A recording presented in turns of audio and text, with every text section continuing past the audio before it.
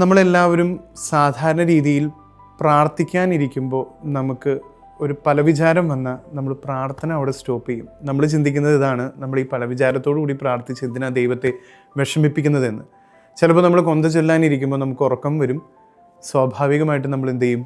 കൊന്തയെ അവസാനിപ്പിക്കും. കാരണം ഇനി കൊന്ത ചൊല്ലി ഉറങ്ങുന്നതിനേക്കാൾ നല്ലത് ചൊല്ലാതിരിക്കുന്നതല്ലേ എന്നുള്ളതാണ് നമ്മുടെ ചിന്ത. ഇങ്ങനെ നമ്മുടെ വിശ്വാസത്തിൽ നമുക്ക് ക്രൈസിസ് ഉണ്ടാകുമ്പോൾ നമ്മൾ സാധാരണ രീതിയിൽ നിന്ന് അതിൽ നിന്ന് പിന്മാറുന്ന ഒരു ശൈലിയാണ് നമ്മളെപ്പോഴും നിലനിർത്തുക.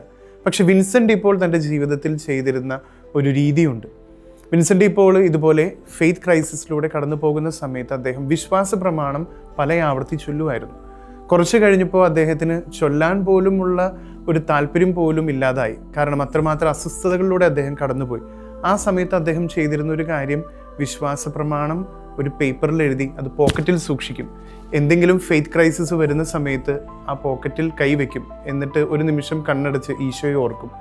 സ്നേഹമുള്ളവരെ, ഞാനിത് പറഞ്ഞത് നമ്മൾ വിശ്വാസത്തിൽ ഫെയ്ത്ത് ക്രൈസിസ് ഉണ്ടാകുമ്പോൾ നമ്മൾ വിശ്വാസ പ്രമാണം ചൊല്ലണം എന്ന് പറയാൻ വേണ്ടിയിട്ടല്ല. തീർച്ചയായിട്ടും അത് നല്ല പ്രാർത്ഥനയാണ്. അതിനേക്കാൾ ഉപരി ഒരു ആത്മീയ പരിശീലനത്തിലൂടെ കടന്നു പോകുമ്പോൾ നമുക്ക് ഫെയ്ത്ത് ക്രൈസിസ് ഉണ്ടാകുമ്പോൾ നമ്മൾ അതിൽ നിലനിൽക്കാനായിട്ട് നമ്മളെപ്പോഴും പരിശ്രമിക്കണം. കൺസിസ്റ്റൻസിയാണ് നമ്മളെപ്പോഴും വിശുദ്ധിയിലേക്ക് വളർത്തുന്ന ഒരു പ്രധാനപ്പെട്ട ഘടകം. അതുകൊണ്ട് സ്ഥിരതയോടുകൂടി സ്ഥിരോത്സാഹത്തോടെ മുന്നോട്ട് പോകാനായിട്ട് നമുക്ക് പരിശ്രമിക്കാം.